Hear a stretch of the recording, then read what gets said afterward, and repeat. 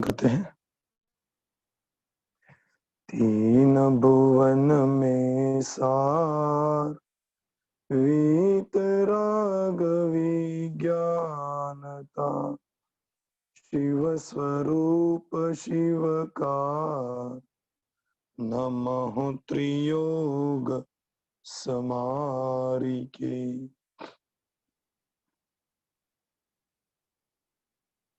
सायंकालीन अपनी तीन लोक की कक्षा में अधोलोक के वर्णन के बारे में चर्चा चल रही है और अधोलोक में भवनवासी देवों की चर्चा हम कर रहे हैं।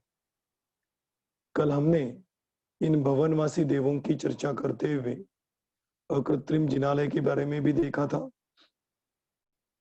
और चैत्य वृक्ष के बारे में चर्चा की थी कि चैत्य वृक्ष कैसा है, उसका क्या स्वरूप है, और गतियों के बंध की चर्चा थोड़ी बहुत की थी। इस प्रकार से कल का हमारा विषय था। आज हम यहाँ पर भवनवासी देवों का गमन कहाँ तक होता है, उसके बाद भवनवासी देवों की उत्पत्ति कैसे होती है, कहाँ पे होती है, और उत्पत्ति होने के बाद उनकी क्या दिनचर्या होती है, इनके बारे में चर्चा करते हुए भवनवासी देवों के प्रासाद की चर्चा करने वाले। ठीक है, अब इसकी चर्चा प्रारंभ करने से पहले यदि किसी को कोई प्रश्न हो तो आप पूछ सकते हैं।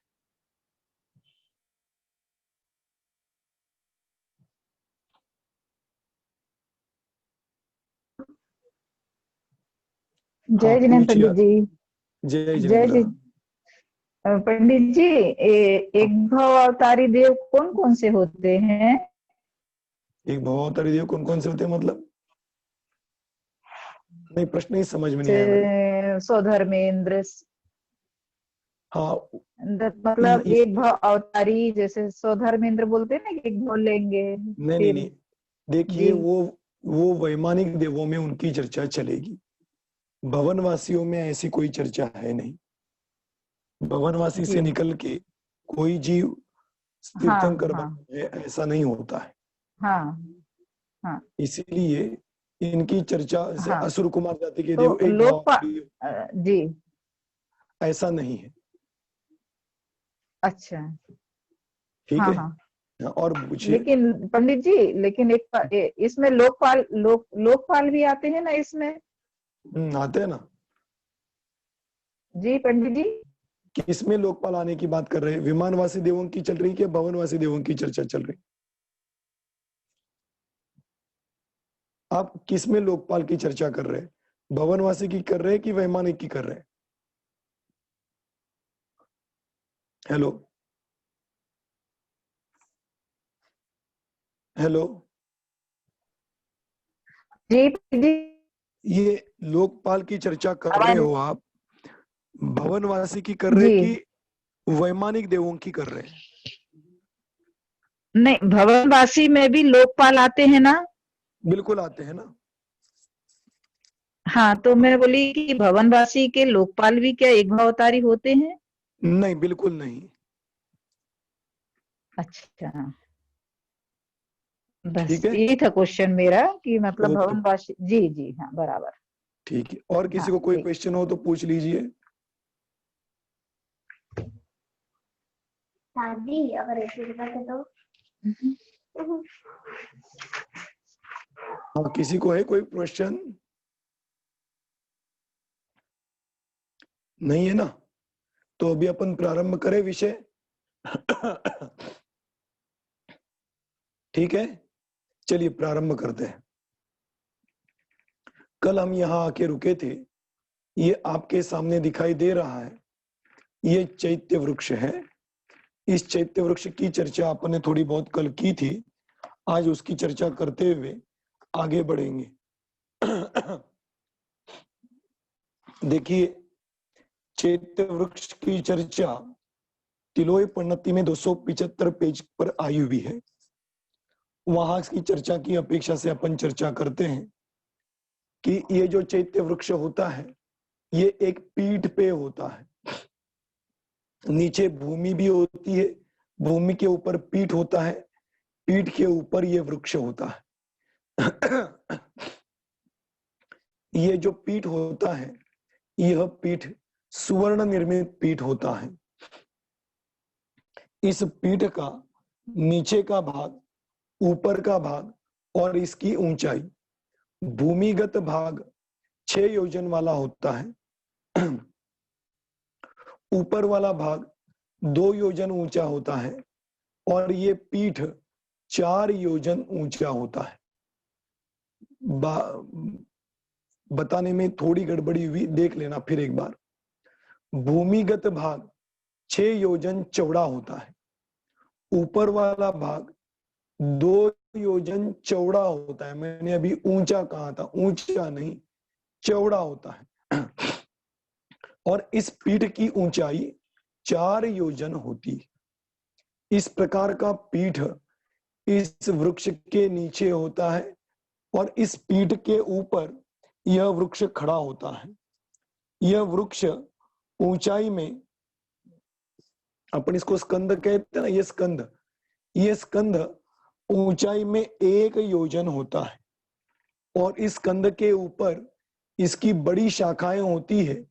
वे शाखाएं 4 योजन इतनी लंबी होती है। बाकी छोटी शाखाएं तो होती ही है, लेकिन सबसे बड़ी शाखा की चर्चा यहाँ पर की। ये चर्चा हमने मध्यलोक में भी की थी। आपको याद आ रहा हो तो हमने मध्यलोक में उत्तम भोग भूमि की चर्चा की थी। देव कुरु और उत्तर कुरु, इनकी चर्चा करते हुए वहां पे इस वृक्ष की चर्चा हमने की थी, जिस वृक्ष के ऊपर अकृत्रिम जिनालय होता है। उस वृक्ष की चर्चा हमने वहां पर की थी। याद आ रहा होगा तो याद कर लीजिए।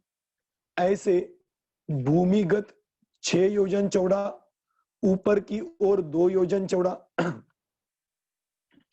ऊपर की ओर 2 योजन चौड़ा और ऊंचाई में भूमि से लेके यहां तक यह पीठ 4 योजन चौड़ा सुवर्ण निर्मित होता है।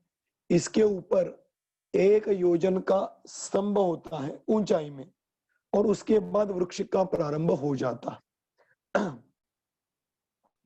इस प्रकार से यह चैत्य वृक्ष का आकार होता है। इस चैत्य वृक्ष के बारे में चर्चा करते हुए यहाँ पर 235 और 36 नंबर की गाथा में वर्णन किया, वो मैं यहाँ पर आपको पढ़ के बताऊं। विविध प्रकार के अंकुरों से मंडित, अनेक प्रकार के फलों से युक्त, नाना प्रकार के रत्नों से निर्मित, छत्र के ऊपर छत्र से संयुक्त, घंटा जालादि के रमणीय और आदि अंत से रहित, वे पृथ्वी काय के परिमाण स्वरूप सब भवनों के चैत्य वृक्ष नियम से जीवों की उत्पत्ति और विनाश में निमित्त होते हैं। तो वो बात यहाँ पर बताई कि इसके ऊपर फल है, उसके ऊपर छत्र लटके हुए हैं।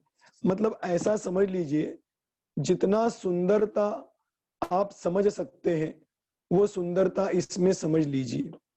देखिए, आपने चैत्य वृक्ष के बारे में तो पढ़ा कि नहीं मेरे को पता नहीं, लेकिन क्रिसमस ट्री को तो आपने देखा भी होगा और पढ़ा भी होगा, क्योंकि हर एक को मालूम है कि दिसंबर के महीने में क्रिसमस, 10 दिन के लिए क्रिसमस आता है। क्योंकि हर एक के बच्चे कॉन्वेंट स्कूल में पढ़ते हैं, तो भले ही अष्टानी का पर्व आपको मालूम हो चाहे नहीं हो, लेकिन क्रिसमस तो आप सबको पता होता ही है। वैसे ये दुर्भाग्य की बात है कि अष्टानी का पर्व भूले और क्रिसमस को याद करें, लेकिन वस्तु स्थिति वर्तमान में लोगों की ऐसी बनी हुई। मैं यहाँ पे यह कहना चाहता था, ये क्रिसमस ट्री की संकल्पना भी इस चैत्य वृक्ष की संकल्पना से ही उत्पन्न हुई होगी, क्योंकि वहां पर भी उस क्रिसमस ट्री के ऊपर अलग अलग प्रकार के गिफ्ट्स टंगे हुए होते हैं। कोई चौकोर होते हैं, कोई गोल होते हैं, कोई त्रिकोण होते हैं। इसी प्रकार से उसके ऊपर घंटियां भी होती है। वही उल्लेख यहाँ पर भी आया हुआ है कि चैत्य वृक्ष के ऊपर घंटियां भी होती है, अलग अलग प्रकार के फल होते हैं, फूल होते हैं, अलग अलग प्रकार की मोतियों की झालर होती है। ऐसे अप्रतिम सुंदर ऐसा यह चैत्य वृक्ष होता है। अब इस चैत्य वृक्ष का ये जो स्कंद है जो कि 1 योजन ऊंचा है, इस स्कंद की तलहटी में 3 प्रकार की वेदियां होती है। वेदियां कहो, सीढ़ियां कहो, एक ही बात है। ऐसी 3 प्रकार की वेदियां होती है और 3 वेदियों के ऊपर पूर्व दिशागत 5 प्रकार के 5 आसन होते हैं और इन आसनों पे भगवान विराजमान होते हैं। तो 5 भगवानों की मूर्तियां इसके ऊपर होती है और उसके बाजू में अष्टमंगल, अष्ट प्रातिहार्य, ये सब हर भगवान के बाजू में होता है। ऐसे ये 5 प्रकार 5 मूर्तियां पूरब दिशा में, 5 मूर्तियां दक्षिण दिशा में, 5 मूर्तियां पश्चिम दिशा में और 5 मूर्तियां उत्तर दिशा में। इस प्रकार से चारों दिशाओं में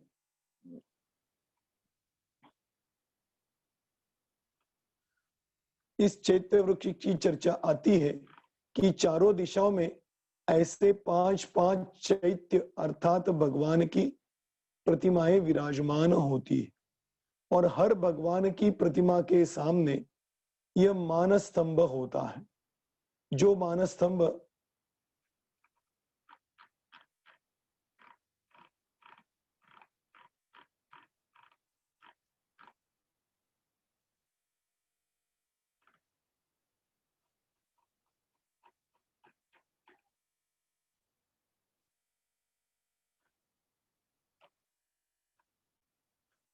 जो मानस स्तंभ हर भगवान की प्रतिमा के सामने होता है। तो 5 प्रतिमाएं हैं, तो 5 प्रतिमा के सामने 5 मानस स्तंभ होते हैं। हर मानस स्तंभ में एक दिशा में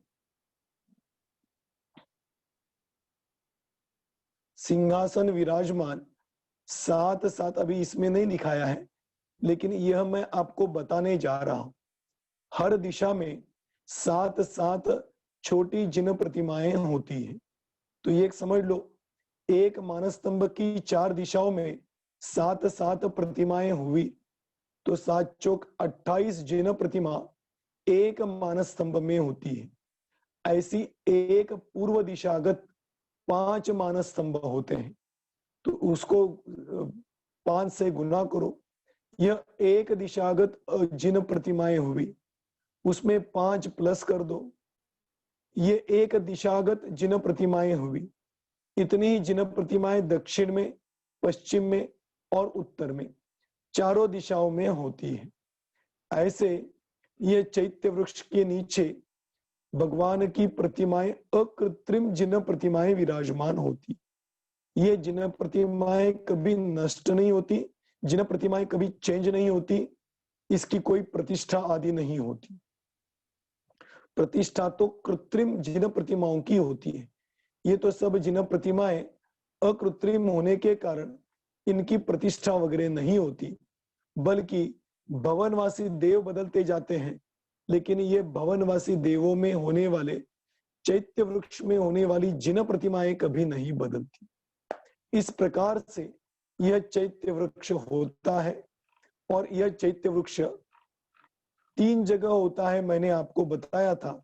एक तो प्रासाद के सामने, एक भवन के सामने और एक कूट के ऊपर। इस प्रकार से 3 जगह यह चैत्य वृक्ष होता है। यह भी अपनी चैत्य वृक्ष के बारे में चर्चा। अब चलते हैं थोड़ी सी चैत्य वृक्ष जहां पर विराजमान है उन असुर कुमारों के देवों के गमन आगमन आदि की चर्चा करें।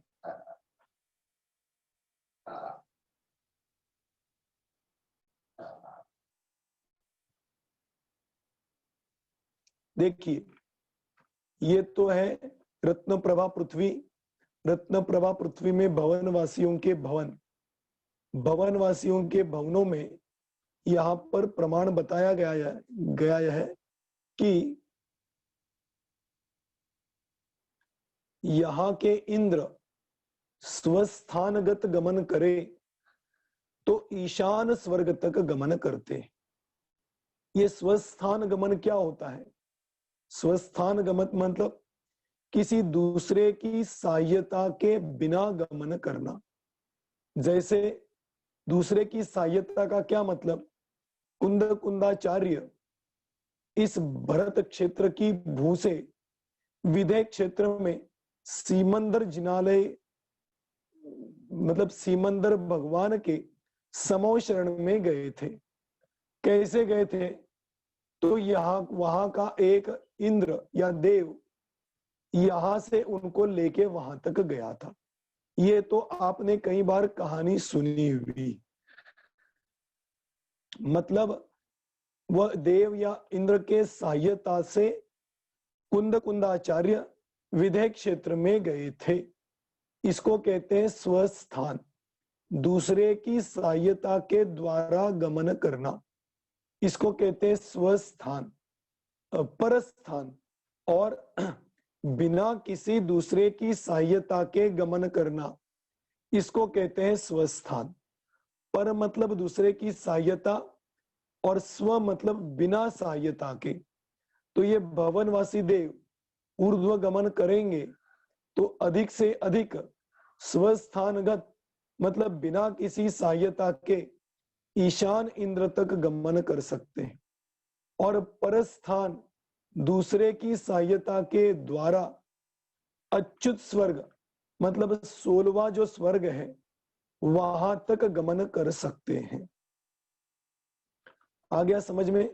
और अधोलोक की चर्चा करें तो ये आपने सुना ही है कि असुर कुमार जाति के देव, उसमें भी अम्बरीश जाति के जो देव हैं वे देव तीसरे नरक तक जाते। ये अपने चर्चा की ना, तीसरे नरक तक असुरों द्वारा दुख उत्पन्न किया जाता है नार की जीवों में। तो यहाँ का देव अधिक से अधिक असुर कुमार जाति के जो देव हैं वे अधिक से अधिक तीसरे नरक तक गमन करते हैं। ठीक है, इस प्रकार से ऊर्ध्व और अधोगमन की चर्चा आती है। इस प्रकार से इन जीवों के गमनागमन की चर्चा यहां पर की गई है। ठीक है, अब थोड़ी चर्चा करते हैं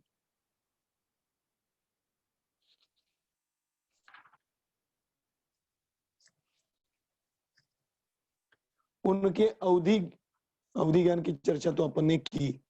वह भवनवासी देवों के उत्पत्ति और उनके समारोह की प्रक्रिया, उसके बारे में अपन थोड़ी सी अभी यहां पर चर्चा करते हैं।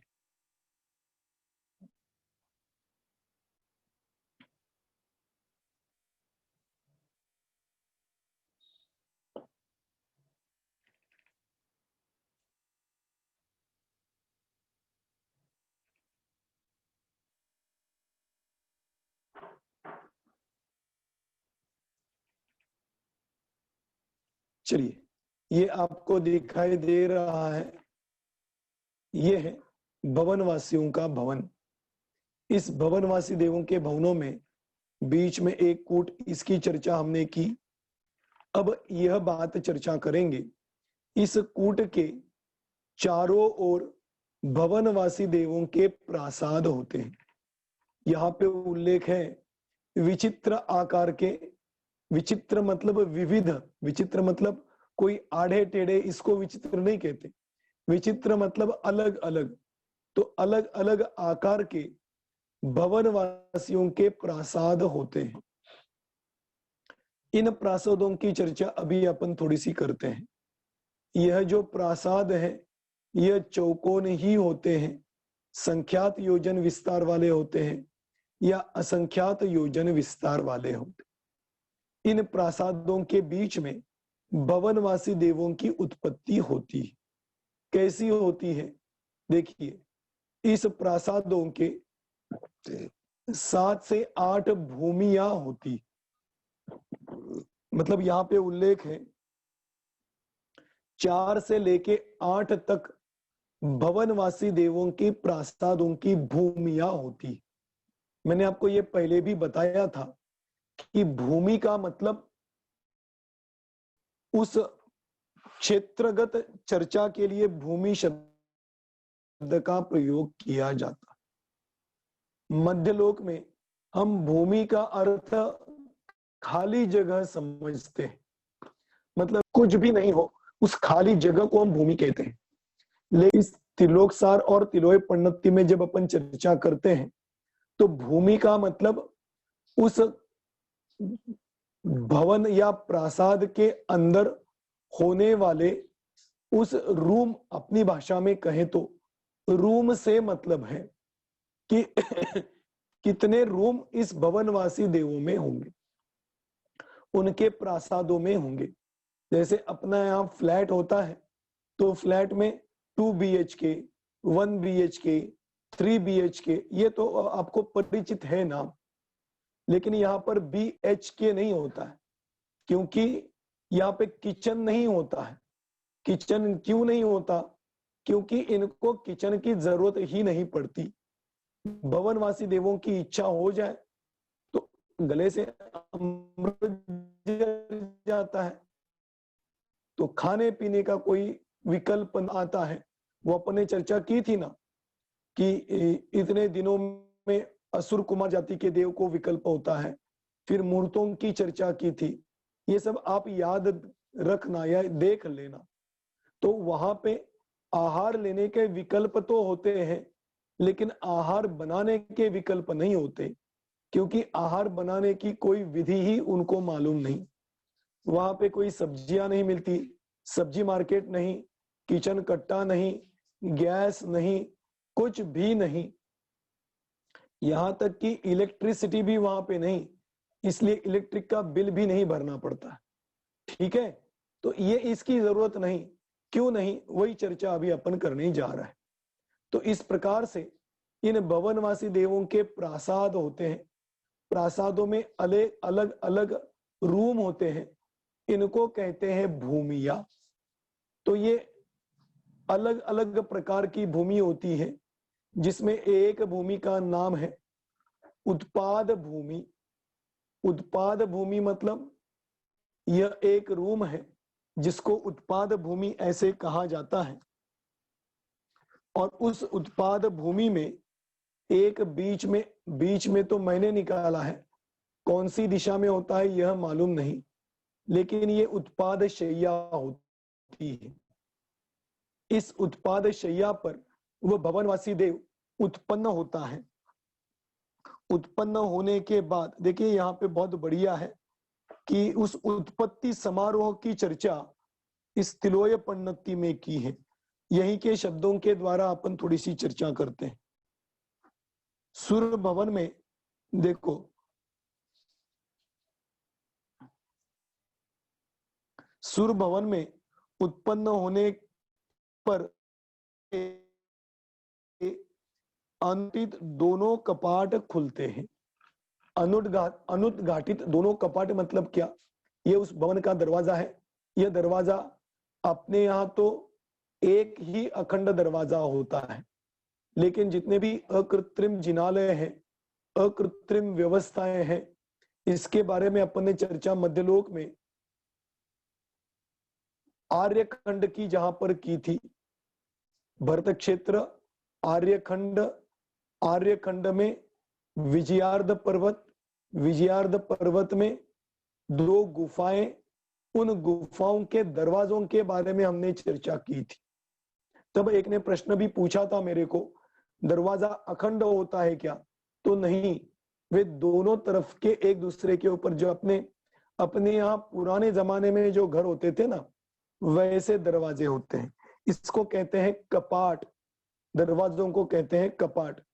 और वे अनुद्घाटित मतलब उद्घाटन मतलब खुलना, और अनुद्घाटित मतलब बंद होता है। लेकिन जब भवनवासी देव इस आसन पे उत्पन्न होता है तो अपने आप ही यह दरवाजा खुल जाता है। इसलिए कहा था यहाँ पर अनुद्घाटित दोनों कपाट खुलते हैं। फिर उसी समय आनंद भेरी का शब्द सब जगह फैलता है। जब देव उत्पन्न होता है तो आनंद होता है और भेरी की ध्वनि सब जगह फैलती है। भेरी के शब्द को सुनकर पारिवारिक देव, पारिवारिक मतलब आपको मैंने पहले ही बताया था, वह एक प्रासाद में परिवार जन रहते हैं।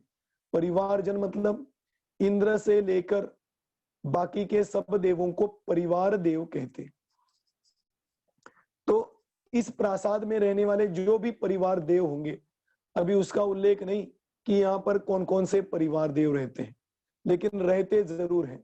तो ये परिवार देव सब उस आवाज को सुनकर उस स्थान पर आके देव और देवियां हर्ष से परिपूर्ण होकर जय जयकार करते हुए उन देवों के पास आते हैं। उस समय किल्विशिक देव जय घंटा, पटह और पट बजाते हैं।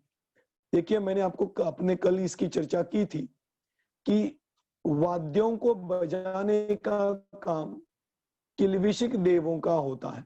तो वो किल्विशिक देव भी यहाँ पर आते हैं और फिर जय घंटा, पटह, पट इस प्रकार के अलग अलग वाद्यों को बजाते हैं। और संगीत एवं नाट्य में चतुर मागध देव देवियां गाना गाते हैं। जैसे ये देव उत्पन्न हुआ, ठीक है, ये मतलब हमारे यहाँ जो मध्यलोक में बालक उत्पन्न होता है तो हर्षोल्लास के साथ, पुराने जमाने में राजा लोगों के समय में था, मालूम है कि जो भी राजा को पुत्र उत्पत्ति का मैसेज देता था, राजा आनंद से उसके पास जो भी वस्तु होती थी वह उसको देता था। फिर पूरे राज्य में अलग अलग प्रकार के वाद्यों से आनंद उत्साह के साथ उस राजकुमार की उत्पत्ति का समारोह मनाया जाता था। वही प्रकार यहाँ पर भी होता है कि भवनवासी देव उत्पन्न हुआ तो वह पुत्र से कम नहीं, तो वह उन परिवार में एक जुड़ा हुआ सदस्य हुआ। तो जब वह सदस्य जुड़ जाता है तो किल्विशिक देव पटह आदि बजाते हैं, मागध देव गाना गाते हैं, देव देवियां आके उसका जय जयकार करती हैं। इस प्रकार से उस देव का समारोह जैसा मनाया जाता है। मतलब देखिए कि अपने परिवार में एक जन जुड़ जाए तो वो कितने खुश होते हैं। इसी प्रकार से हमें भी समझना चाहिए कि हमारे साधर्मी भाई होते हैं, वो हमारे ही समाज परिवार के एक सदस्य होते हैं, तो उनके साथ भी हमें इसी प्रकार से हर्षोल्लास के साथ मिलना चाहिए, उनकी परेशानियों को समझना चाहिए और उस परेशानियों को दूर करके आनंद का वेदन हमें करना चाहिए। इस प्रकार से यह उस देव का उत्पत्ति के समय समारोह मनाया गया।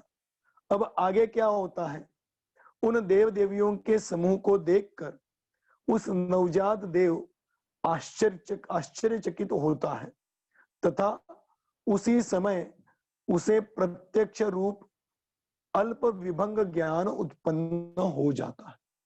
वह उनको देख के एकदम आश्चर्यचकित होता है, टकटकी लगा के उनकी ओर देखता है और उनको देख के उसका विभंग ज्ञान के द्वारा जानता है, मैं पूर्व काल में मनुष्य एवं तिर्यंच भव में सम्यक रूप मणि को प्राप्त नहीं किया, यदि प्राप्त भी किया तो उसे काम आदि विमोह रूप होकर तिल प्रमाण अर्थात किंचित सुख के लिए छोड़ दिया। देखना, कल अपने चर्चा की थी, देव शास्त्र गुरु की विराधना, तत्वों की विराधना का फल भवनवासी देव मिलता है। तो वो वहां पे उत्पन्न होता है तो वो यही सोचता है कि पहले तो मैंने सम्यक्त को ही धारण नहीं किया, इसके कारण यहाँ पे उत्पन्न हुआ, और विषय कषायों में लिप्त हुआ, इसलिए यहाँ पर उत्पन्न हुआ। दूसरा, यहाँ पे तो उत्पन्न हुआ, लेकिन यहाँ पे उत्पन्न होने के लिए सम्यक्त को भी धारण किया होगा, तो उसकी विराधना करके छोड़ दी और तुच्छ इस इंद्रिय सुख में लिप्त हुआ, इसलिए मैं यहाँ पर उत्पन्न हुआ। फिर जिनोपदेष्ट आगम में कथित वास्तविक सुख के निमित्त भूत देव दर्शन को ग्रहण करके मेरे जैसे मूर्ख ने अल्प सुख में अनुरक्त होकर दुष्ट विषयों के लिए उनको छोड़ दिया। तो वो चिंतन कर रहा है, जो देव उत्पन्न हुआ था वो चिंतन कर रहा है, अरे मैं यहाँ पे क्यों आया। तो वह अपने विभंग अवधि ज्ञान के द्वारा जानता है कि मैंने ये सब अनादर किया, विषय कषायों में लिप्त रहा, तत्वों को ग्रहण करके अवधारण नहीं किया, इन सब का फल ही मुझे ये भवनवासी देव की गति मिली। सोचना, मनुष्य गति का जीव तो देव गति में जाना चाहता है, और देव गति में जाने के बाद ये सोचता है कि मैं देव गति में क्यों आया। मतलब देव गति कोई अच्छी गति नहीं है, ये समझना कि ये देव गति के बारे में आप अक्सर सोचते हैं कि मैं देव गति में उत्पन्न होऊंगा, देव गति में तो बड़े मजे होते हैं, देव गति में तो विशेष सुख होता है, देव गति में तो वाहन आदि होते हैं, देव गति में तो देवियां होती है, और इन सब को भोगने में बड़ा मजा आता है। इसलिए यह सोचता है कि मुझे वहां पर उत्पन्न होना है। लेकिन यहाँ पे उत्पन्न हुआ जो जीव है वो ये सोच रहा है कि मैं क्यों यहाँ पर उत्पन्न हुआ। मैं यहाँ पर उत्पन्न हुआ ये कोई अच्छे कर्मों का फल नहीं, बल्कि बुरे कर्मों का फल है, इसलिए मैं ये भवनवासी देव में उत्पन्न हुआ। यदि ऐसे अशुभ परिणाम नहीं करता, बुरे परिणाम नहीं करता, तो ये पक्की बात है कि मैं यहाँ पर उत्पन्न ही नहीं होता। मतलब विषय सुखों की लालसा भले ही आपको स्वर्ग में लेके जाए, देव गति में लेके जाए, लेकिन विषय सुखों की लालसा वास्तव में देव गति में उत्पन्न होने के बाद भी अत्यंत दुख वेदकदायिनी होती। इसीलिए विषय सुखों को छोड़ने की बात आती है। दर्शनम देव देवस्य दर्शनम पापनाशनम दर्शनम स्वर्ग सोपानम दर्शनम मोक्ष साधनम। 5 पांडवों में से 2 पांडव निर्वाण को प्राप्त हुए, 3 पांडव स्वर्ग में चले गए। गलत हो गया है क्या? 3 निर्वाण को प्राप्त हुए और 2 स्वर्ग में चले गए। तो स्वर्ग में गए हुए वो जो पांडव होंगे ना, वो तो यही सोचते होंगे, अरे मैंने गलती की इसलिए स्वर्ग में आया। यदि मैं गलती नहीं करता, अपने स्वरूप में लीन होता, तो मैं भी अपने पूर्व भाइयों जैसे निर्वाण को प्राप्त होता। लेकिन निर्वाण को प्राप्त नहीं होते हुए स्वर्ग में स्वर्ग की आपदा मिली। देखना प्रवचन सार आदि में आता है इसका उल्लेख। आपदा, स्वर्ग को आपदा कहा। आपदा इसलिए कहा क्योंकि स्वर्ग में कोई सुख नहीं है। सुख मानते हो, जो भी जीव सुख मानते हैं, वह चाहते हैं कि मैं स्वर्ग में चला जाऊं। लेकिन स्वर्ग में गया हुआ देव वो पश्चाताप करता है कि मैं यहां पर आया, यह मेरे पूर्व भव की अयोग्य परिणामों का फल है।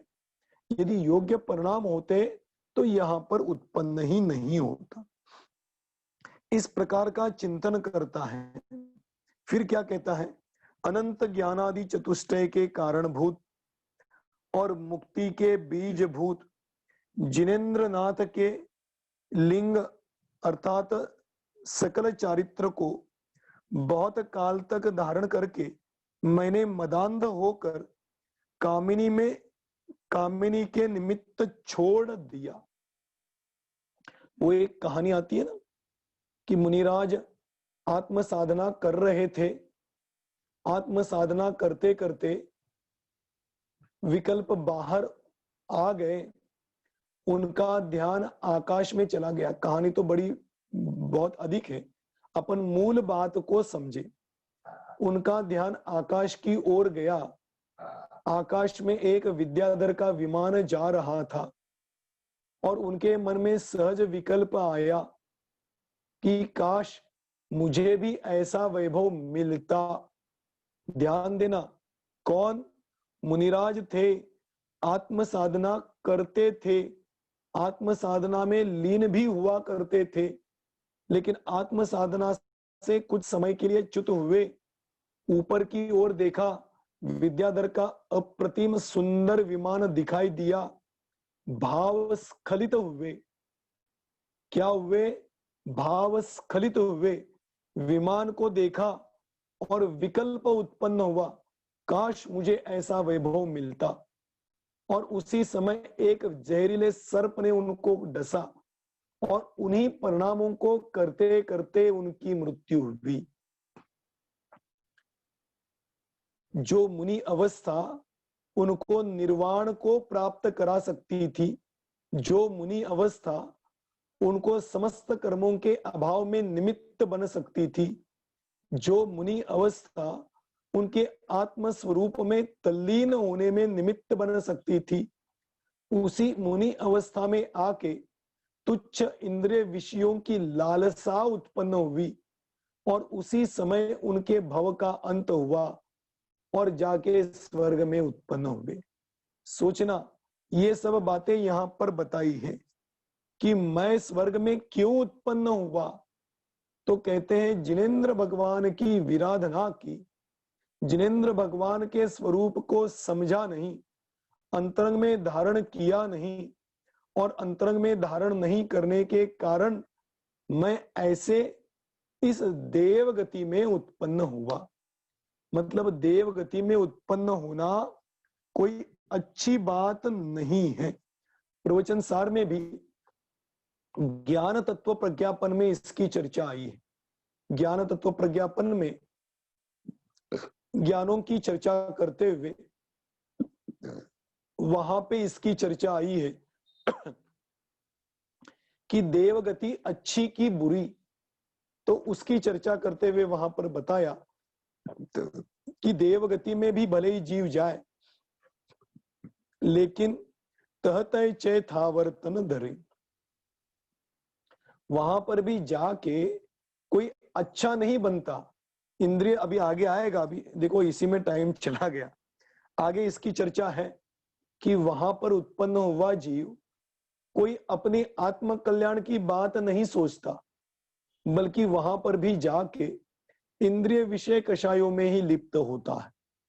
जाता भी इंद्रिय विषयों के कारण ही है, वहां पर भी जाके वही कार्य करता है। तो यहाँ पर बैठा हुआ देव इन सब चिंतनों में लिप्त होता है और वह पश्चाताप करता रहता है। तो यहाँ पर यही कहते हैं कि इस प्रकार से वह जो नवजात देव है, भयंकर क्रोध, लोभ और मात्सर्य भाव सहित माया प्रपंच एवं मान में वृद्धिंगत अज्ञान भाव को प्राप्त हुआ, मैं जिनेंद्र लिंग को छोड़ दिया। जिनेंद्र लिंग मतलब देखिए, मुनि अवस्था को कहते हैं जिनेंद्र लिंग। जिनेंद्र भगवान यह समस्त परिग्रह से रहित एकमात्र नवजात बालक की तरह, उल्लेख आता है ना समय सर में भी आता कि नवजात बालक की तरह मुनिराज भी कैसे होते हैं कि नवजात उत्पन्न हुआ बालक कोई भी परिग्रह धारण नहीं करता, इसी प्रकार से मुनिराज भी कोई परिग्रह धारण नहीं करते। और हमारे भगवंतों के पास तो लेश मात्र भी परिग्रह नहीं होता। इसलिए यहां पर कहते हैं कि जिनल लिंग क्यों कहा, जिनेंद्र स्वरूप प्राप्त करने के लिए जो चिन्ह है, जो आचरण है, जो क्रिया है, जो स्वरूप है, उसको कहते हैं जिनलिंग। ऐसे जिनलिंग को धारण करके भी मैंने भयंकर क्रोध, लोभ, मात्सर्य भाव में, माया रूपी प्रपंचों में अपना परिणाम लगाते हुए इस जिनेंद्र भगवान के लिंग को छोड़ दिया, अर्थात मुनि दशा को छोड़ा, या मुनि दशा में दोष लगे ऐसा आचरण किया, और उसी का फल मैं यहाँ पर भवनवासियों में उत्पन्न हुआ। ऐसी बहुत प्रकार के चिंतन करते हुए वह जीव उत्पन्न, देखिए उत्पन्न होते ही ऐसे विचार उसके मन में उत्पन्न होते आते हैं। ऐसे विचारों के साथ उत्पन्न हुआ यह उत्पाद शैया पर बैठा हुआ जीव यह सोचता है, और फिर आगे क्या होता है उसकी चर्चा अभी अपन कल करेंगे। आज अपना समय हो चुका। वह जो भवनवासी देव में उत्पन्न हुआ नवजात देव है, वह इस प्रकार से अपनी तुच्छ परिणामों की तुच्छता की विचार करते हुए अपने मन को समझाता हुआ चिंतन करता है। अब इसके बाद क्या होगा उसकी चर्चा यदि सुननी हो और इन बाकी के भूमियों के बारे में देखना हो, ये देखिए इनकी भी दिशाएं बताई गई है, कौन सी दिशा में कौन सी भूमि होती है। इन सब की चर्चा यहाँ पे तो दिखाई दे रहा है, मैं ये सब आपको कल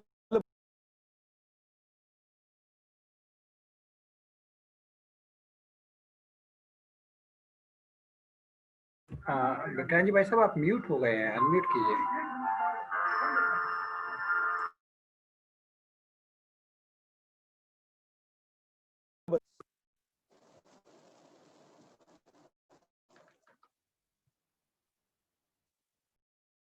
अभी यहाँ पर अरुण जी भाई साहब का प्रवचन प्रारंभ होने जा रहा है।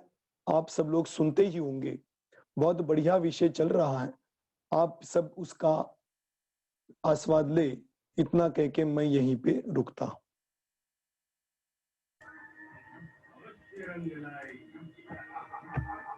जय जिनेंद्र। अरुण जी भाई साहब, अरुण जी भाई साहब आपका माइक म्यूट है।